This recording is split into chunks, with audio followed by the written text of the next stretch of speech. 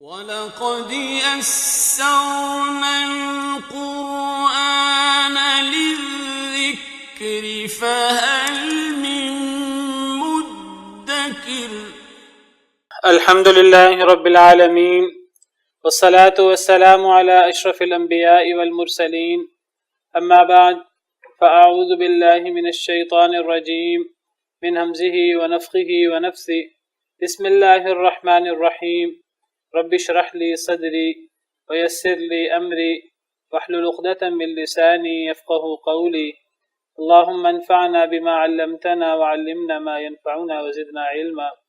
فبشر عبادي الذين يستمعون القول فيتبعون أحسنه.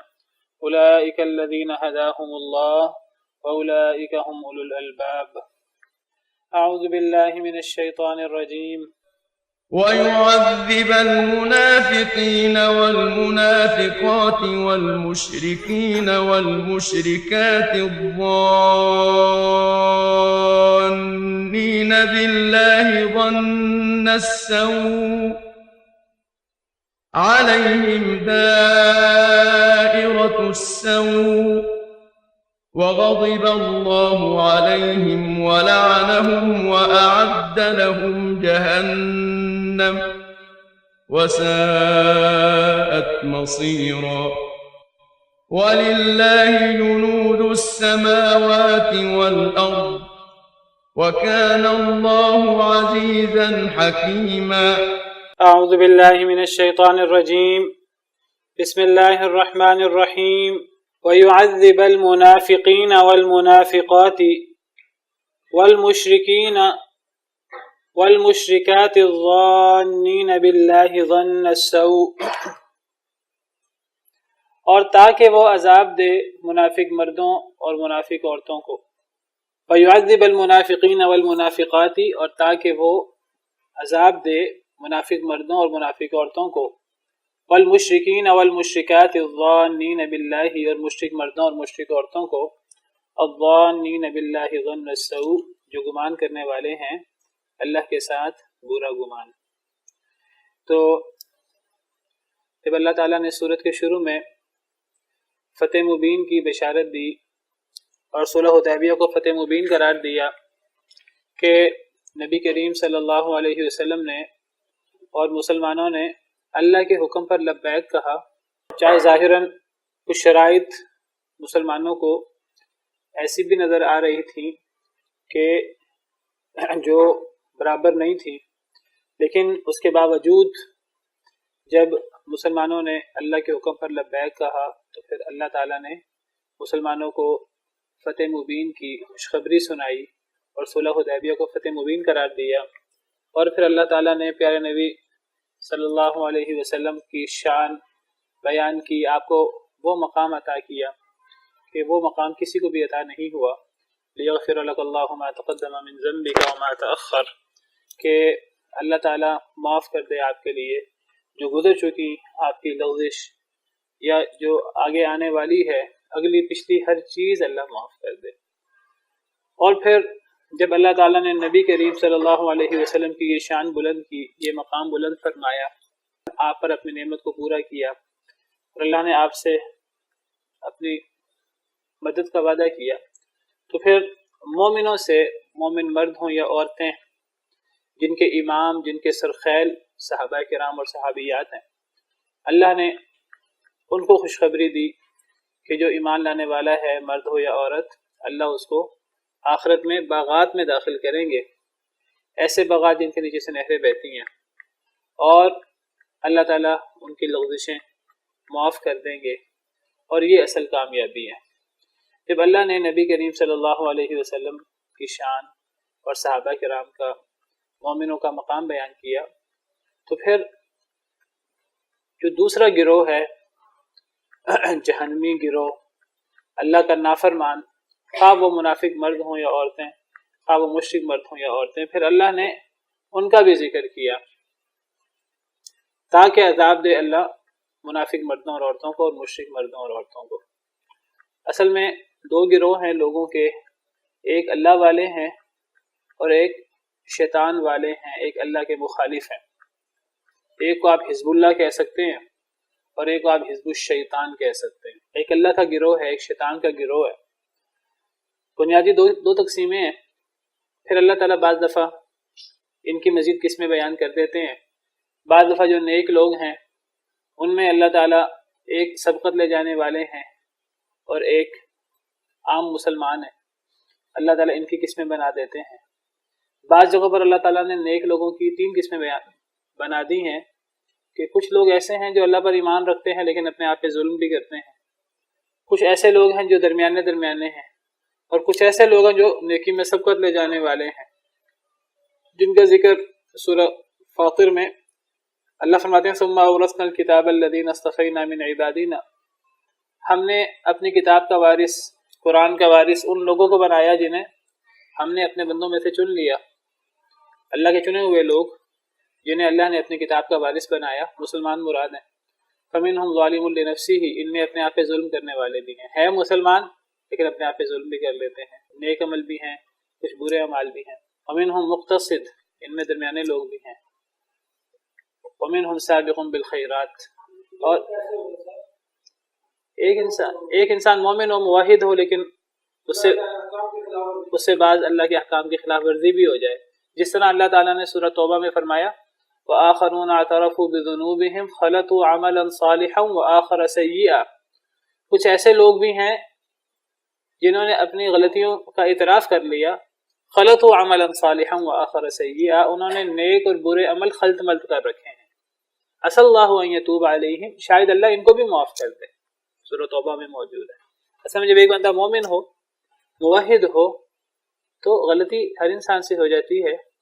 تو اگر ایک بندہ اپنی غلطی پر مصر نہ ہو، اپنی غلطی کی معافی مانگنے والا ہو اللہ تعالیٰ سے، تو اللہ تعالیٰ فرماتے ہیں کہ ملے جلے عمل والوں کو بھی شاید اللہ معاف کر دے.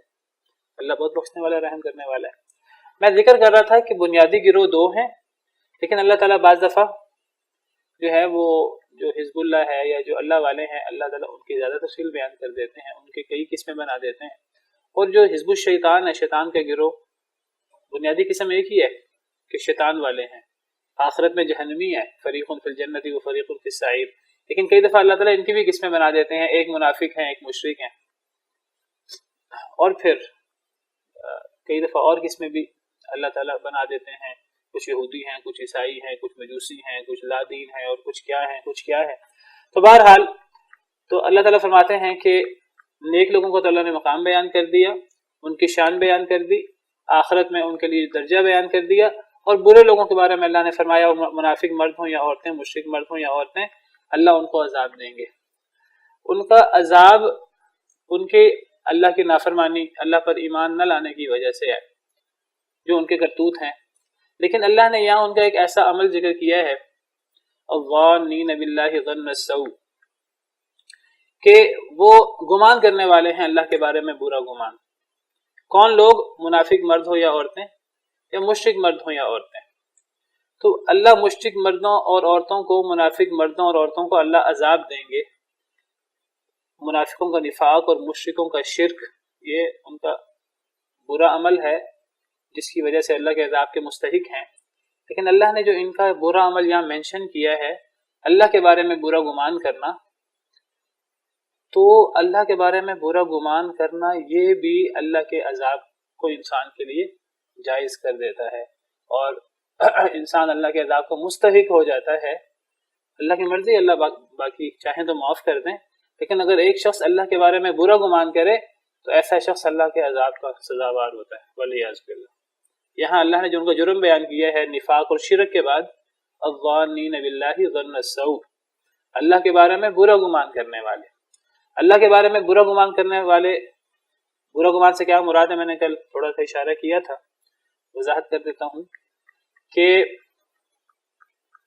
اللہ کے بارے میں برا گمان سے مراد یہ ہے کہ اللہ مسلمانوں کی مدد نہیں کریں گے، اللہ تعالیٰ اپنے دین کو غالب نہیں کریں گے، اور ہم غالب آ جائیں گے اور مسلمان شکست کھا جائیں گے، مسلمان مغلوب ہو جائیں گے.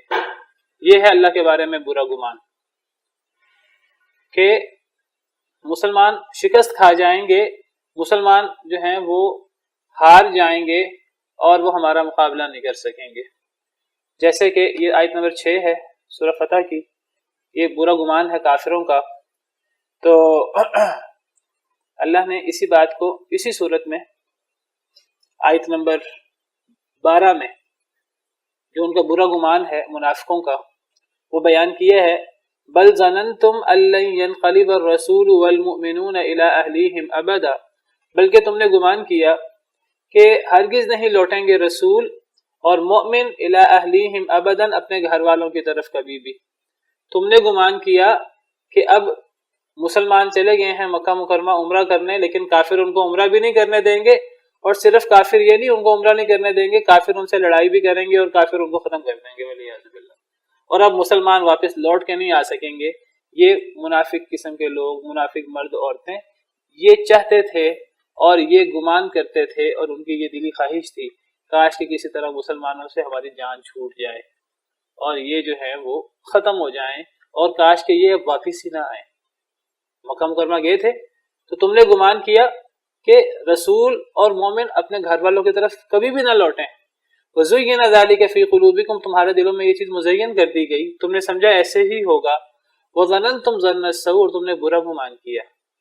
وَكُنْتُمْ قَوْمًا بُورًا، تم تو ایسی قوم ہو جو ہلاک ہونے والی قوم ہو اس گمان کی وجہ سے. تو برا گمان کرنا مسلمانوں کے بارے میں کہ مسلمانوں پر مصیبت اترے، مسلمان شکست کھا جائیں، یہ بہت بڑا جرم ہے، یہ انسان کو ہلاکت میں ڈال دیتا ہے. اور اللہ فرما رہے ہیں کہ یہ منافقین نے برا گمان کیا. تو یہاں اللہ فرماتے ہیں کہ ان منافق مردوں اور عورتوں نے اور مشرک مردوں اور عورتوں نے اللہ کے بارے میں برا گمان کیا. مسلمانوں کے بارے میں برا گمان کرنا کہ مسلمان شکست کھائیں گے، در حقیقت اللہ پر برا گمان ہے کہ اللہ مسلمانوں کی مدد نہیں کریں گے اور اللہ مسلمانوں کو ایسے ہی چھوڑ دیں گے اور مسلمان شکست کھا جائیں گے. تو برے گمان سے یہ مراد ہے ایک تفسیر کے مطابق. ایک اور تفسیر بھی ہے، بیان کر دیتا ہوں. جی، حضرت ابراہیم کی جو دعا ہے وہ ہے وَالَّذِي أَطْمَعُ أَن يَغْفِرَ لِي خَطِيئَتِي يَوْمَ الدِّينِ، کہ وہ ذات کہ میں امید رکھتا ہوں کہ وہ میری غلطی معاف کر دے گا قیامت کے دن، اس دن جس دن جزا سزا کا دن ہو.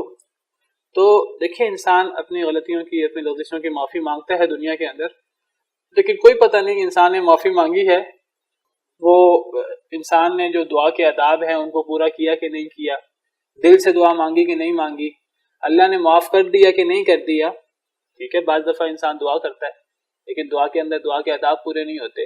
اور اگر بالفرض دعا پوری بھی ہو جائے، انسان اللہ سے پچھلے گناہوں کی معافی مانگ لے، کیا پتہ انسان سے پھر گناہ ہو جائیں اور انسان کو دوبارہ توبہ کرنے کا موقع نہ ملا ہو اور موت آ جائے. تو مرتے جب انسان مر کے اللہ کے حضور پیش ہو تو انسان کے ابھی کچھ اعمال کی انسان نے توبہ نہ کی ہو، وہ اعمال باقی ہوں. تو والذی اطمع ان یغفر لی، اور ممکن ہے کہ انسان کی دعا کے اندر کمی ہو، انسان بعض دفعہ دعا کرتا ہے دعا قبول ہی نہیں ہوتی. اگر کوئی معاشرہ امر بالمعروف نہی عن المنکر چھوڑ دے تو حدیث میں آتا ہے کہ پھر وہ دعا کرتا رہتا ہے اللہ تعالیٰ سے لیکن ان کی دعا قبول نہیں ہوتی. اسی طرح جو لوگ حرام کھاتے ہیں اللہ معاف کرے، وہ دعا کرتے ہیں ان کی دعائیں قبول نہیں ہوتی. ایک بندہ جو ہے لمبا سفر کر کے اللہ کے گھر کا حج کرنے کے لیے جاتا ہے اور پھر وہ اللہ کے سامنے ہاتھ پھیلاتا ہے بیت اللہ میں، اللہ فرماتے ہیں اس کی دعا قبول نہیں ہوتی. اس کی دعا کیسے قبول ہو؟ اس کا کھانا حرام ہے، پینا حرام ہے، اس کی ساری غذا جو ہے وہ حرام کی ہے، اس کا اوڑھنا بچھونا سارا حرام کا ہے. بعض میں دعا قبول ہی نہیں ہوتی. اگر دعا قبول ہو جائے تو کوئی پتہ نہیں، کوئی لازمی نہیں ہے کہ جو اللہ سے دعا مانگنے والا مغفرت کی تو وہ ہر غلطی کی فوری وہ توبہ کر لیتا ہے. اچانک موت آ سکتی ہے، ممکن ہے انسان نے کئی گناہوں کی توبہ نہ کی ہو. تو ویسے بھی دنیا میں جیسے میں نے ذکر کیا کہ بعض گناہ باقی رہ سکتے ہیں توبہ سے. جب آخرت میں ایک دفعہ اگر اللہ تعالیٰ گناہ معاف کر دیں تب تو کچھ بھی باقی نہیں رہے گا. اگر اللہ تعالیٰ کسی کے گناہ آخرت میں معاف کر دیں اب تو انسان کو دوبارہ جو ہے وہ دعا کی ضرورت نہیں ہوگی، دوبارہ گناہوں کی معافی کی ضرورت نہیں ہوگی. دنیا میں گناہوں کی معافی کے بعد کئی دفعہ دوبارہ ان گناہوں کو اگر ایک انسان دنیا میں گناہوں کی معافی کرا لے پھر انسان گناہ کرے تو جس طرح ہم نے پڑھا تھا کہ نیکی کرنے سے انسان کے برے اعمال اللہ نیکی سے بدل دیتے ہیں، تو پچھلی آیات میں ہم نے یہ بھی پڑھا کہ بعض ایسے برے اعمال بھی ہیں کہ برے اعمال کرنے سے نیک اعمال ختم ہو جاتے ہیں، اللہ نیک اعمال مٹا دیتے ہیں اور پرانے برے اعمال لوٹ آتے ہیں. لیکن آخرت میں جب ایک دفعہ اللہ معاف کر دیں گے تو اس کے بعد تو پھر کسی دوبارہ معافی کی ضرورت تو نہیں رہے گی نا، پھر وہاں تو کوئی دوبارہ انسان سے گناہ نہیں ہو سکے گا۔ بہرحال جو اصل معافی ہے وہ آخرت کی معافی ہے، والذی اطمع ان یغفر لی خطیئتی یوم الدین۔ حضرت ابراہیم کی دعا ہے کرنی چاہیے۔ تو میں ذکر کر رہا تھا کہ برا گمان اللہ کے بارے میں، تو اللہ کے بارے میں برا گمان یہ ہے کہ انسان جو ہے وہ یہ سمجھے کہ اللہ نیک بندوں کی، اللہ ایمان والوں کی مدد نہیں کریں گے۔ اور برا گمان سے مراد بعض مفسرین کہتے ہیں یہ بھی ہو سکتا ہے کہ منافقوں کے ساتھ، مشرکوں کے ساتھ جو ان پر اللہ کی طرف سے مصیبتیں اور آزمائشیں آتی ہیں اور ان پر اللہ کی طرف سے عذاب آتا ہے، تو منافقین مشرکین اس پر بڑا واویلا کرتے ہیں، بڑا جزا فضا کرتے ہیں۔ دیکھیں مومن اور کافر کا، منافق کا فرق ہے۔ مومن پر اللہ کی نعمت آئے، مومن پھر بھی راضی برضا شکر کرتا ہے اللہ تعالیٰ کا، مصیبت آئے پھر بھی کہتا ہے اے اللہ انا للہ و انا الیہ راجعون، وہ کہتا ہے اے اللہ تعالیٰ نعمتیں بھی آپ نے ہی دی تھی، یہ نعمتیں بھی آپ نے ہی دی تھیں اور آپ نے نعمتیں لے لی ہیں تو یہ آپ نے ہی دی تھیں، آپ نے ہی لے لی ہیں، ہم آپ کی رضا پر راضی ہیں۔ مومن جو ہے مشکل میں بھی صبر کرتا ہے، اس کے لیے ہر حالت ہی خیر کی حالت ہے۔ لیکن جو منافق اور کافر اور مشرک ہے وہ نعمت میں متکبر ہو جاتا ہے اور مصیبت کے اندر جزا فضا کرنے والا ہو جاتا ہے، اللہ پر اعتراض کرنے والا ہو جاتا ہے اور اللہ کی تقدیر کو گویا کہ وہ انکار کرنے والا ہوتا ہے۔ یہ تو اللہ کی قضاء اور قدر ہے نا، اللہ ہمارے ساتھ اچھا معاملہ کرے۔ ہم تو کہتے ہیں اللہ تعالیٰ ہمیں عافیت سے رکھے، اللہ ہمارے ساتھ اچھا معاملہ کرے، لیکن اگر بالفرض اللہ کا فیصلہ یہ ہو کہ اللہ نے آزمائش کرنی ہے، مصیبت آنی ہے، تو ہم اللہ کی تقدیر پہ، اللہ کے فیصلوں پہ ہم راضی ہیں۔ یہی مطلب ہے ایمان بالقدر کا، چاہے وہ ہمیں اچھی لگے یا بری لگے۔ مومن تو ایمان رکھتے ہیں لیکن کافر منافق ایمان نہیں رکھتے، تو کافر اور منافقوں پر جو اللہ کی طرف سے مصیبتیں آتی ہیں، منافق جو ہیں وہ کافر اس پر جزا فضا کرتے ہیں، اللہ کی قضاء و قدر کے منکر ہوتے ہیں اور اس پر شکوہ شکایت کرتے ہیں، تو گویا کہ وہ سمجھتے ہیں کہ اللہ نے جو ہم پر مصیبت بھیجی ہے یہ مصیبت آنی نہیں چاہیے تھی اور یہ اللہ نے بغیر حکمت کے بھیج دی ہے۔ اس مصیبت کے ہم تو مسلمان تو کہتے ہیں ہم پر کوئی مصیبت آئی ہے اس میں اللہ کا کوئی نہ کوئی حکمت ہے، یہ اللہ کا فیصلہ ہے، یہ اللہ کی طرف سے ہے۔ ما اصاب من مصیبت الا باذن اللہ، ہم کہتے ہیں کہ جو بھی مصیبت آتی ہے یا تو ہمارے اعمال کی وجہ سے ہے یا ہم کہتے ہیں کہ اللہ کا حکم ہے، کوئی نہ کوئی حکمت ہوگی اس میں، ہمیں نہیں پتہ کیا حکمت ہے، کوئی نہ کوئی حکمت ہوگی۔ لیکن منافق اور مشرک تو یہ نہیں سمجھتے، وہ سمجھتے ہیں کہ اللہ کا یہ فیصلہ اچھا نہیں ہے، اللہ کا یہ فیصلہ برا ہے، اللہ کا یہ فیصلہ حکمت اور دانائی کے منافی ہے۔ تو وہ گویا کہ اللہ کی حکمت، اللہ کی جو صفات ہے، اللہ کے حکیم ہونے کے، اللہ کے علیم ہونے کے، اللہ کے دانا اور عادل ہونے کے، وہ منکر ہوتے ہیں، اللہ کی تقدیر کے منکر ہوتے ہیں، یہ اللہ کے بارے میں برا گمان ہے۔ تو بہرحال مشرک اور منافق اللہ کے بارے میں برا گمان کرتے ہیں اور جو اللہ کے بارے میں برا گمان کرے وہ اللہ کے عذاب کا مستحق ہوتا ہے۔ ایک اور آیت کریمہ میں اللہ نے اس برے گمان کو اس طرح بیان فرمایا ہے منافقوں کے حوالے سے۔ سورہ توبہ میں اللہ فرماتے ہیں الاعراب اشد کفرا ونفاقا، سورہ توبہ آیت نمبر 97، کہ بدو میں بھی منافق تھے۔ تو یہ وہ بدو ہیں جو جنگ تبوک میں شریک نہیں ہوئے، تو اللہ تعالیٰ ان کا ذکر کر رہے ہیں سورہ توبہ میں۔ اللہ فرماتے ہیں بدو زیادہ سخت ہیں کفر میں اور نفاق میں، وَأَجْدَرُوا أَلَّا يَعْلَمُوا حُدُودَ مَا أَنزَلَ اللَّهُ عَلَى رَسُولِهِ، وہ زیادہ لائق ہیں کہ وہ نہ جانیں حدود ان کی جو اللہ نے اپنے رسول پر نازل کی، وہ اللہ نے جو اپنے رسول پر حدود نازل کی، جو احکامات نازل کیے، وہ ان کو بھی نہیں جانتے، ویسے ہی جاہل ہوتے ہیں زیادہ تر بدو لوگ۔ تو بدو لوگ جاہل بھی ہیں اللہ کے احکامات سے اور وہ کفر و نفاق میں زیادہ سخت بھی ہوتے ہیں، اور اللہ جاننے والا حکمت والا ہے۔ پھر اللہ تعالیٰ ان منافق بدوؤں کی کچھ صفات بیان فرما رہے ہیں۔ وَمِنَ الْأَعْرَابِ مَن يَتَّخِذُ مَا يُنْفِقُ مَغْرَمًا، اور ان بدوؤں میں سے، ان منافق بدوؤں میں سے، سارے بدو ایک جیسے نہیں ہوتے، نیک بھی بدو ہیں جن کا اگلی آیت میں ذکر ہے۔ ان بدوؤں میں سے وہ بھی ہے ما ينفق مغرما، من يتخذ ما ينفق مغرما، کہ جو وہ خرچ کرتے ہیں وہ اس کو چٹی شمار کرتے ہیں، وہ کہتے ہیں یہ تو ہم پہ چٹی ہے، ہم پہ ٹیکس ہے، اللہ نے جو زکوٰۃ اور صدقات رکھے ہیں وہ ان کو چٹی سمجھتے ہیں۔ بڑی دل کی ناراضگی کے ساتھ، تنگ دلی کے ساتھ وہ ادا کرتے ہیں. ادا تو کرنا پڑتا ہے مسلمان ثابت کرنے کے لیے اپنے آپ کو. وَيَتَرَبَّصُ بِكُمُ الدَّوَائِرَ، تمہارے بارے میں وہ برے برے ارادے رکھتے ہیں، تمہارے بارے میں گردش کا انتظار کرتے رہتے ہیں کہ کاش کہ تم پر مصیبت آ جائے.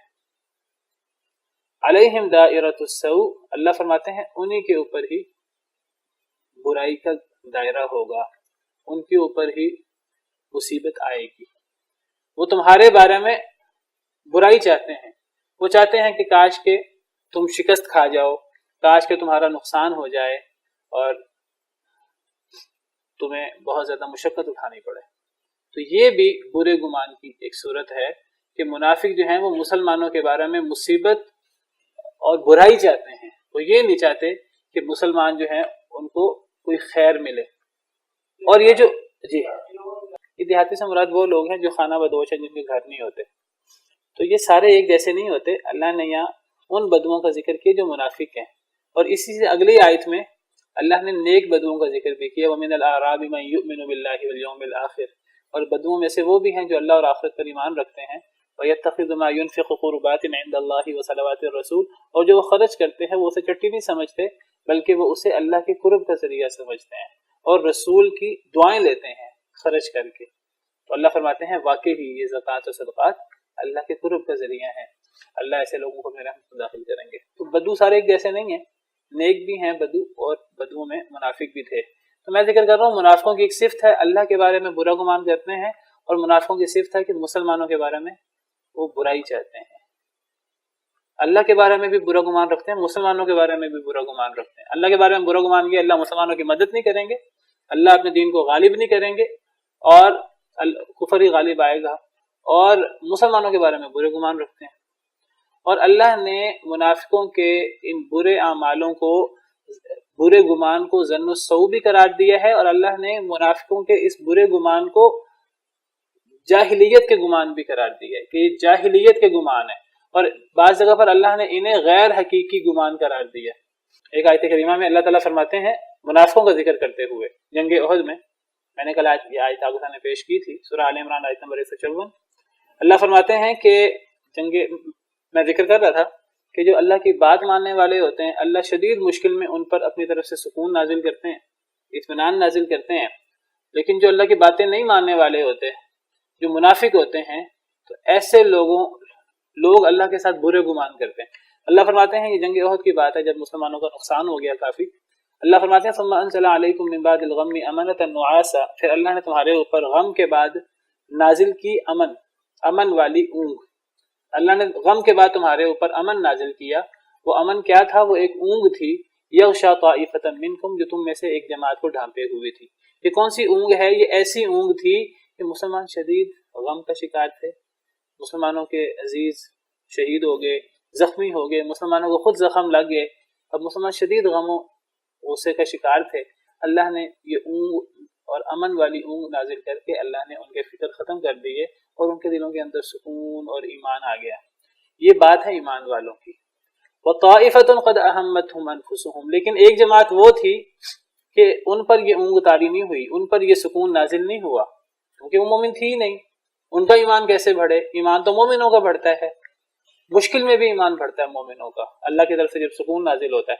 یہ منافق تھے، ایک جماعت تھی، انہیں ان کی جانوں نے فکر میں ڈال رکھا تھا. یظنون باللہ غیر الحق ظن الجاہلیہ، وہ اللہ کے بارے میں گمان کر رہے تھے. کیسا گمان؟ اللہ نے اس گمان کی دو صفات بیان کی ہیں. ایک تو وہ غیر حق گمان تھا، جھوٹا گمان تھا، حقیقی نہیں تھا. اور ظن الجاہلیہ، وہ جاہلیت کا گمان تھا، وہ اسلام والا گمان نہیں تھا. تو اللہ کے بارے میں برا گمان، غیر حق گمان، جاہلیت والا گمان نہیں ہونا چاہیے. یعنی کیا گمان کر رہے تھے منافق کہ دیکھو ہمیں نقصان ہو گیا. منافق ظاہراً تو مسلمانوں کے ساتھ تھے، دیکھو ہمیں نقصان ہو گیا، پتہ نہیں آئندہ بھی مسلمانوں کو فتح ہوگی کہ نہیں ہوگی، آئندہ بھی نقصان ہوگا، آئندہ بھی اسی طرح ہم مارے جائیں گے اور مسلمان مارے جائیں گے. یقولون هل لنا من الامر من شیء، وہ کہہ رہے تھے کیا ہمارے پاس بھی کوئی معاملے میں سے کچھ ہے، کیا ہمیں بھی کوئی حق حاصل ہے. کہ ہم جنگ میں شریک ہوں یا نہ ہوں، ہم کوئی اس کا فیصلہ کر سکیں؟ کیا کچھ اختیار ہمارے پاس بھی ہے؟ وہ کہنے لگے ہمارے اتنے مارے گئے ہیں، تو ہمارے اتنے کیوں مارے گئے ہیں؟ اس پر وہ منافق لوگ جو ہیں وہ فکر مند تھے اور اللہ کے بارے میں برے برے گمان کر رہے تھے۔ تو اللہ کے بارے میں برا گمان نہیں کرنا چاہیے۔ اللہ کے بارے میں برا گمان کیا ہے کہ مسلمانوں کے بارے میں یہ سمجھنا کہ ہمیشہ مسلمانوں کے ساتھ ایسا ہوگا کہ مسلمان نقصان اٹھائیں گے۔ تو میں نے تھوڑا سا اس پہ وقت لگایا ہے اور تھوڑا سا میں اس بات پہ زور دے رہا ہوں کہ آج ہمارے ہاں بہت سے لوگ یہ سمجھتے ہیں کہ اللہ مومنوں کی مدد نہیں کریں گے، مسلمان سمجھتے ہیں۔ یاد رکھیے مومن کا یہ گمان اللہ کے بارے میں نہیں ہو سکتا، مومنوں کے بارے میں یہ گمان نہیں ہو سکتا۔ مومن ہمیشہ اللہ سے اچھی امید رکھتا ہے، ہمیشہ اللہ تعالیٰ سے وہ اچھی امید رکھتا ہے۔ جب وہ اللہ سے اچھی امید رکھتا ہے تو اللہ اس کے ساتھ اچھا معاملہ کرتا ہے۔ آپ مجھے بتائیے کہ اگر ایک بندہ اللہ سے دعا کرتے ہوئے اللہ سے بری امید رکھے، پتہ نہیں اللہ میری دعا قبول کریں گے کہ نہیں کریں گے، تو بتائیں اس کی دعا قبول ہوگی؟ کبھی بھی نہیں ہوگی۔ دعا تو قبول تب ہوگی جب انسان اللہ سے یقین کے ساتھ دعا کرے۔ حدیث مبارکہ میں آتا ہے کہ جب انسان اللہ سے دعا کرے تو اللہ سے انسان بڑے یقین کے ساتھ ٹھوس طریقے سے دعا کرے۔ یہ دعا کا یہ انداز، اے اللہ اگر آپ چاہیں تو یہ کام کر دیں۔ دیکھیے ہر جگہ اللہ کہتے ہیں کہ ہر چیز کو اللہ کی مشیت کے ساتھ بیان کرو، اللہ چاہے گا تو یہ ہوگا۔ لیکن جب ہم دعا کرتے ہیں اللہ فرماتے ہیں اس دعا کو اللہ کی مشیت کے ساتھ نتھی نہ کرو، یہ نہ کہو کہ اے اللہ میری مدد کر اگر تو چاہے، نہیں، اللہ فرماتے ہیں وہاں ٹھوس انداز میں دعا کرو، اے اللہ میری مدد کر، اے اللہ مجھ پہ آسانی کر۔ یہ کہنا صحیح نہیں ہے دعا کے اندر اے اللہ اگر آپ چاہیں تو مجھ پر آسانی کریں، دعا کے اندر یہ انداز پسندیدہ نہیں ہے۔ حدیث مبارکہ میں آتا ہے انسان دعا کرے فلیعظم المسئلہ، وہ ٹھوس طریقے سے اللہ کے سامنے حسن ظن کے ساتھ اللہ میری دعا لازماً قبول کریں گے، انسان اس طرح کر کے دعا کرے۔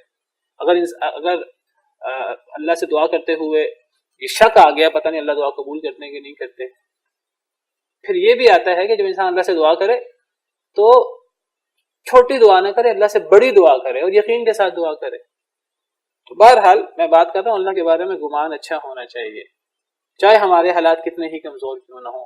نہیں، ہم دعا اللہ سے کر رہے ہیں، ہم امید اللہ پر کر رہے ہیں، ہمارے حالات کتنے ہی کمزور کیوں نہ ہوں، نعوذ باللہ اللہ تو کمزور نہیں ہے، اللہ تو طاقتور ہے، اللہ کو تو کوئی نہیں ہرا سکتا، ہمارا دشمن کتنا ہی طاقتور کیوں نہ ہو۔ اگر ہم اللہ سے مدد کے طلبگار ہیں اور ہم اللہ کے بھروسے پر لڑ رہے ہیں تو ہمیں کس بات کی فکر ہے؟ اگر ہمیں فکر ہے اور اگر ہمارا برا گمان ہے اور ہمارا خیال یہ ہے کہ ہماری مدد نہیں ہوگی تو ہمیں اپنی ایمان کی فکر کرنی چاہیے۔ یہ منافقوں کا طرز عمل ہے اور یہ طرز عمل ایسا ہے جو عذاب کا ہمیں مستحق ٹھہرا دیتا ہے۔ جی، اس کے اندر برا گمان نہیں ہے، اس کے اندر یہ ہے اے اللہ اگر آپ کا فیصلہ یہ ہے کہ آپ نے انہیں عذاب دینا ہے، اگر آپ نے انہیں عذاب دیا تو آپ کا وہ فیصلہ بھی ٹھیک ہوگا، ہم اس فیصلے پر اعتراض نہیں کر سکتے کیونکہ یہ آپ کے بندے ہیں اور ان کے عمل اس قابل ہیں کہ انہیں سزا ملے۔ لیکن اے اللہ اگر آپ انہیں معاف کر دیں تو فإنک انت العزیز الحکیم، آپ معاف کرنے پر غالب بھی ہیں اور آپ طاقتور بھی ہیں اور آپ حکمت والے بھی ہیں۔ اس میں دعا معافی کی ہے لیکن اس کے اندر انداز یہ ہے اے اللہ اگر آپ نے انہیں معاف نہ کیا، اگر آپ نے انہیں سزا دی تو ہم اس پہ اعتراض بھی نہیں کر سکتے، وہ یہ آپ کے بندے ہیں اور آپ کا وہ فیصلہ بھی عدل پر مبنی ہوگا۔ لیکن اے اللہ اگر آپ انہیں معاف کر دیں تو آپ معاف کرنے پر قادر ہیں اور آپ حکمت والے ہیں۔ تو اس دعا کے اندر اللہ سے معافی ہی مانگی گئی ہے، لیکن ساتھ یہ کہا گیا ہے اگر آپ نے معاف نہ کیا، اگر آپ نے ان کو سزا دی تو وہ آپ کا عدل ہوگا، ہم اس پہ اعتراض نہیں کر سکتے۔ اصل میں معافی ہی مانگی ہے۔ جس کو ہم مسلمان سمجھے نا اس کے بارے میں دعا کرنی چاہیے، اور جس کے بارے میں آپ یہ سمجھیں کہ مسلمان ہی نہیں ہے ہمیں اس کے جنازے پہ جانے کی ضرورت ہی نہیں ہے، کیونکہ غیر مسلم کے بارے میں تو ہم دعا کر ہی نہیں سکتے۔ جن کو ہم مسلمان سمجھتے ہیں اور ہم ان کے جنازے پہ جاتے ہیں ان کے بارے میں آپ کھل کے دعا کریں، ورنہ جنازے بھی نہ جائیں۔ ٹھیک ہے جی، تو یہ ویسے بھی میں بتا دوں ان تعذبہم فإنہم عبادک وإن تغفر لہم فإنک انت العزیز الحکیم کے بارے میں یہ سمجھنا کہ یہ بین دعا ہے، یہ بین دعا نہیں ہے۔ اس دعا کے اندر جو پہلا ٹکڑا ہے آیت کا اس کے اندر یہ موجود ہے اے اللہ اگر آپ نے انہیں سزا دی وہ بھی آپ کا عدل ہوگا، یہ اصل مقصود ہے۔ وہ آپ کے بندے ہیں، آپ جو ان کے ساتھ کریں آپ کر سکتے ہیں، لیکن اے اللہ اگر آپ معاف کر دیں تو آپ معاف کرنے پر قادر ہیں، آپ معاف کریں انہیں اور آپ غالب ہیں اور آپ حکمت والے ہیں۔ وَإِن تَغْفِرْ لَهُمْ فَإِنَّكَ أَنْتَ الْعَزِيزُ الْحَكِيمُ۔ اس دعا کے اندر مغفرت کی دعا ہے، یہ سمجھنا کہ یہ بین بین دعا ہے، بین بین دعا نہیں ہے. دعا میں تو دو ٹوک دعا ہوتی ہے، یہ دعا بھی دو ٹوک ہے. تو بہرحال میں بات کر رہا تھا کہ برا گمان نہیں ہونا چاہیے، نہ برا گمان ہونا چاہیے اور نہ یہ سمجھنا چاہیے، نہ انسان کو یہ دعا کرنی چاہیے مسلمان کے بارے میں کہ مسلمان کے ساتھ برا معاملہ ہو. نہ برا گمان ہونا چاہیے اللہ کے ساتھ، نہ مومنوں کے بارے میں برائی کی چاہت ہونی چاہیے.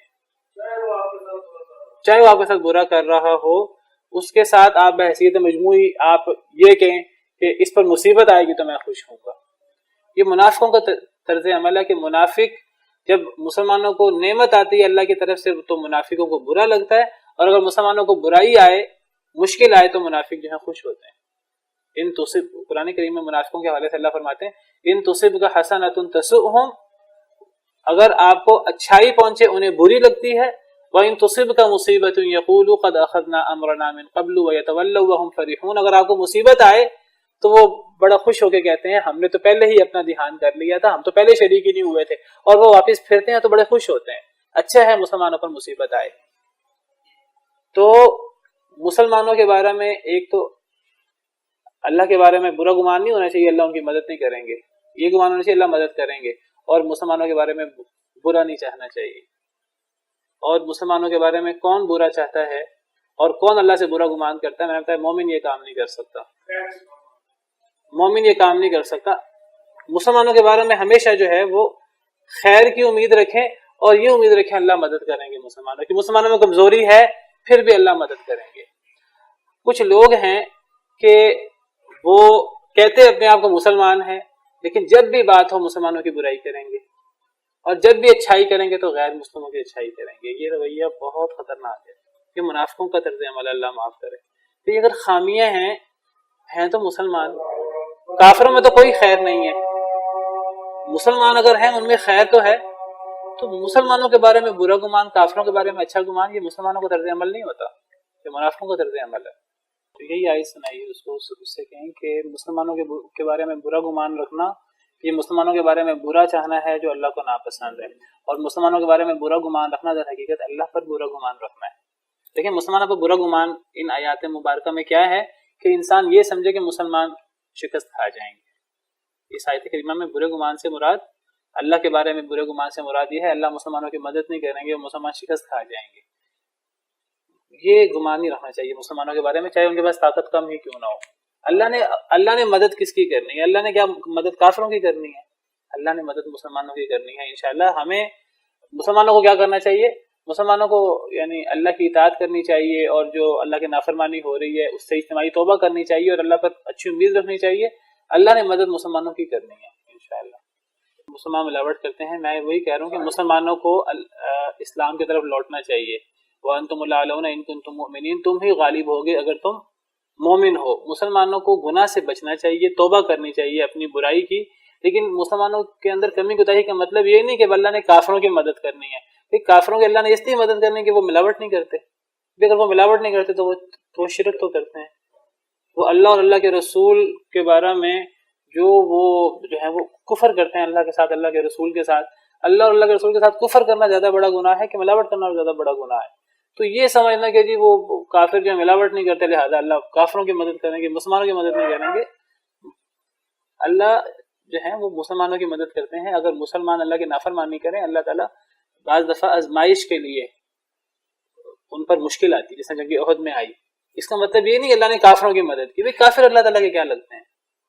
ابو جہل اور جو ابو سفیان اس وقت کافروں کے ساتھ تھے، تو اللہ نے کافروں کی مدد کیوں کر دی؟ اللہ کے دشمن ہے وہ. مسلمان کم از کم اللہ کے دشمن تو نہیں ہے. کمی ہے، کوتاہی ہے، یہ ضرور کہنا چاہیے کہ مسلمان اللہ کے دین کی طرف لوٹیں. لیکن اس کا مطلب یہ نہیں ہے کہ مسلمان اگر ان میں کمی کوتاہی ہے تو کافر ان سے بہتر ہو گئے. کافر تو کبھی بہتر نہیں ہوئے مسلمانوں سے.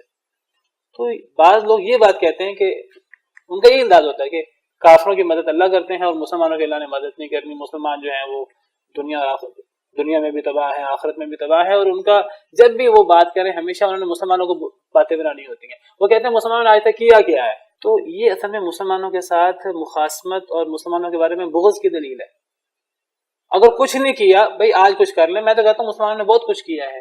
یہ سمجھنا کہ کچھ بھی نہیں کیا بالکل ہی یہ حقیقت کے منافی ہے اور حقیقت سے آنکھیں چرانے کے مترادف ہے. مسلمانوں نے بہت کچھ کیا ہے. آج جو مغرب نے ترقی کی ہے سائنس وغیرہ کی، یہ ساری در حقیقت مسلمانوں کی جو ہے وہ سائنسی ترقی کی مرہون منت ہے، وہ مانے یا نہ مانے. تو مسلمانوں نے بہت کچھ کیا ہے، لیکن ہم یہ نہیں کہتے آج مسلمان جو غلطی پر ہیں اور آج جو مسلمان غلطیاں کر رہے ہیں ہم اس کا دفاع کر رہے ہیں. ہم کہتے ہیں کہ مسلمان اپنی غلطیوں سے دین کی طرف آئیں، دین کی طرف آئیں گے، دین پر عمل پیرا ہوں گے تو اللہ نے ہماری مدد کرنی ہے. اور اللہ نے کس کی مدد کرنی ہے؟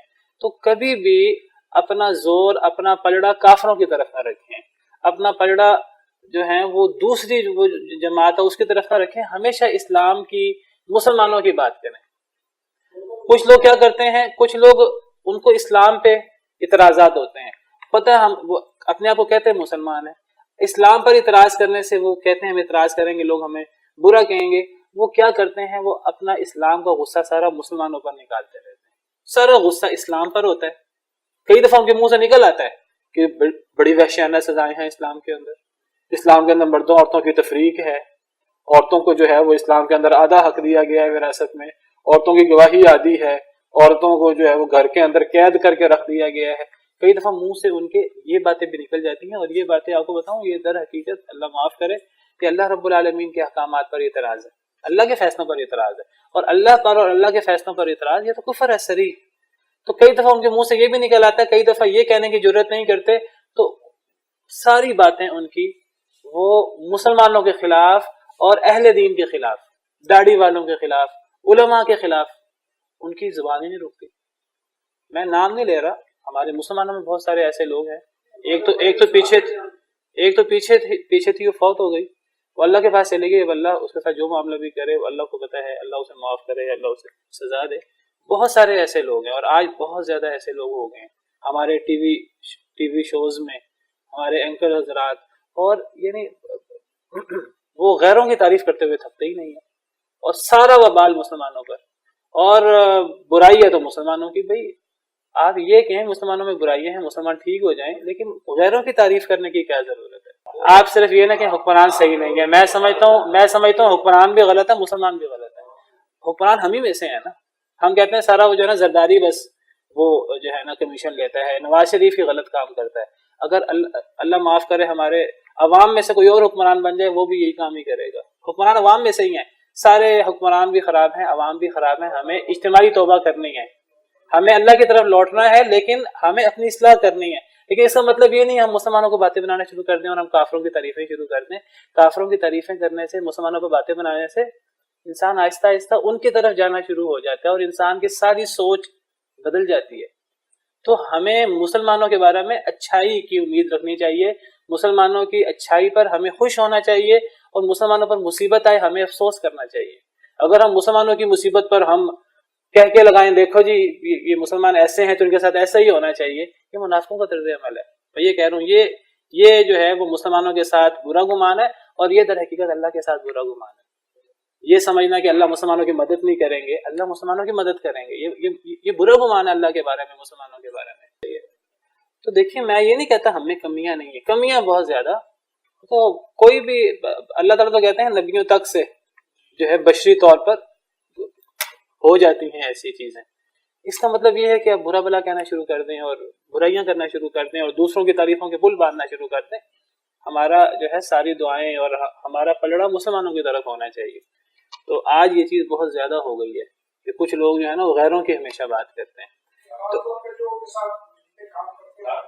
اور یاد رکھیں کہ جو بندہ مسلمانوں کے بارے میں برا گمان رکھے گا، اب اللہ کا فیصلہ سن لیجئے، علیہم دائرۃ السوء، برائی کا دائرہ، برائی کی گردش انہی کے خلاف ہوگی.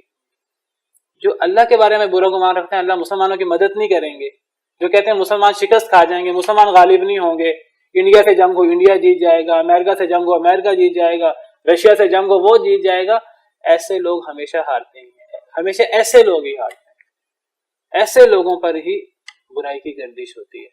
ابھی آپ دیکھیں میں نے منافقین کی بات کی تھی، تو وہاں بھی آپ دیکھیں وہاں بھی بالکل یہی بات ہے کہ منافق کے بارے میں یہ تھا کہ دوائر،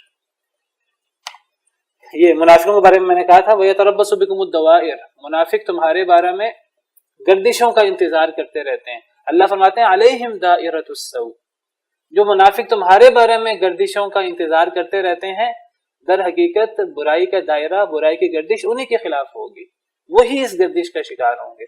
جو مسلمان کے بارے میں برا گمان رکھے گا اور یہ سمجھے گا کہ مسلمان شکست کھائے گا، تو وہ شخص در حقیقت شکست کھائے گا۔ اس کو آپ ایسے سمجھیں جیسے کوئی کسی کے بارے میں برائی کرتا ہے، کسی کے بارے میں برا ارادہ کرتا ہے، بری چال چلتا ہے، انسان سمجھتا ہے میں کسی کے بارے میں بری چال چل رہا ہوں، وہ در حقیقت اپنے خلاف بری چال چل رہا ہوتا ہے۔ جو جس کے لیے گڑھک ہوتا ہے وہ اس میں خود گرتا ہے۔ تو کسی کے بارے میں برا گمان کرنا در حقیقت اپنے بارے میں برا گمان کرنا ہے۔ تو اللہ فرماتے ہیں وَلَا يَحِيقُ الْمَكْرُ السَّيِّئُ إِلَّا بِأَهْلِهِ، برائی کا مکر برائی والوں پر ہی پڑتا ہے۔ جو کسی کے بارے میں برا چاہتا ہے تو اسی پر برائی کا مکر پڑتا ہے۔ تو ہمیں مسلمانوں کے بارے میں دعا کرنی چاہیے اور ہمیں ان کے بارے میں حسن ظن ہونا چاہیے، اور ہمیں اللہ کے بارے میں حسن ظن ہونا چاہیے کہ اللہ نے مدد کرنی ہے تو مسلمانوں کی مدد کرنی ہے۔ اللہ کی کوئی تعلق اللہ کا کافروں کے ساتھ نہیں ہے کہ اللہ نے کافروں کی مدد کرنی ہے۔ دیکھیں اللہ نے اپنے دین کو غالب کرنا ہے، یہ اللہ کا وعدہ ہے۔ اگر ہم یہ کہ اللہ نے مومنوں کی مدد نہیں کرنی، اللہ نے اسلام کی مدد نہیں کرنی، تو نعوذ باللہ ہم اللہ کے وعدوں کو جھٹلا رہے ہیں۔ قرآن کریم میں کئی دفعہ آپ کے سامنے آیات پیش کرتا ہوں اکثر کہ اللہ نے کتنے وعدے کیے ہیں قرآن کریم میں، اللہ نے مسلمانوں کی مدد کرنی ہے۔ کتب اللہ لأغلبن انا ورسلی، اللہ فرماتے ہیں کہ اللہ نے یہ بات لکھ دی ہے کہ میں اور میرا رسول ہی غالب آئیں گے۔ اور اللہ فرماتے ہیں انا لننصر رسولنا والذین آمنوا فی الحیاۃ الدنیا ویوم یقوم الاشہاد، ہم اپنے رسولوں کی بھی مدد کرتے ہیں اور ہم ایمان والوں کی بھی مدد کرتے ہیں، دنیا کی زندگی میں بھی اور قیامت کے دن بھی۔ ایمان والوں کی مدد نہیں کرنی اللہ نے تو کس کی کرنی ہے؟ وَلَقَدْ كَتَبْنَا فِي الزَّبُورِ مِن بَعْدِ الذِّكْرِ أَنَّ الْأَرْضَ يَرِثُهَا عِبَادِيَ الصَّالِحُونَ، ہم نے زبور میں نصیحت کے بعد لکھ دیا کہ اس زمین کے وارث میرے نیک بندے ہوں گے۔ وعد اللہ الذین آمنوا منکم وعملوا الصالحات لیستخلفنہم فی الارض کما استخلف الذین من قبلہم، اللہ نے وعدہ کیا ہے ایمان والوں سے، نیک عمل کرنے والوں سے اللہ انہیں زمین میں خلافت عطا کریں گے۔ وانتم الاعلون ان کنتم مؤمنین، تم ہی غالب ہوگے اگر تم مومن ہو۔ اور سورہ محمد میں ہم نے پیچھے پڑھا کہ ہاں انتم کہ فلا تہنوا وتدعوا الى السلم وانتم الاعلون، نہ سست پڑھو نہ تم صلح کی طرف جاؤ، وانتم الاعلون، تم ہی غالب ہوگے۔ واللہ معکم، اللہ تمہارے ساتھ ہیں۔ ولن یترکم اعمالکم، اللہ کبھی تمہارے اعمال ضائع نہیں کریں گے۔ اتنی آیتیں ہیں قرآن کریم کی اس بارے میں، ہم ان سب کو بھول کر ہم اللہ کے بارے میں برے گمان، مسلمانوں کے بارے میں بری باتیں ہم سوچتے ہیں۔ تو یہ منافقوں کا اور یہ مشرکوں کا طریقہ کار ہے کہ وہ اللہ کے بارے میں برا گمان رکھتے ہیں۔ علیہم دائرۃ السوء، انہی پر برائی کی گردش ہے۔ وغضب اللہ علیہم، اللہ ان پہ غصے ہوا۔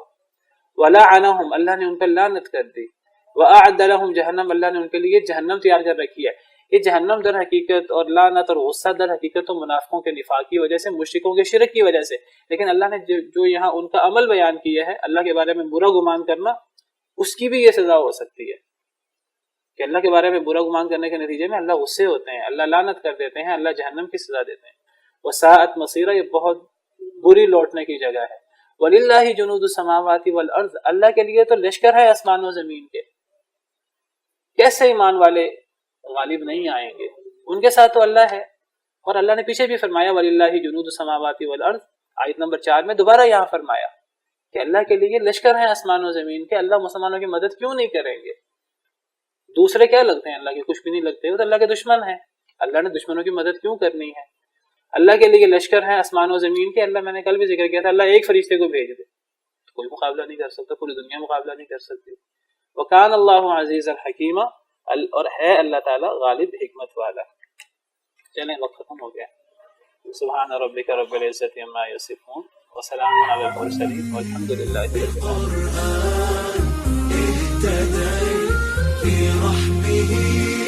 تحلو الحياة شوقا إلى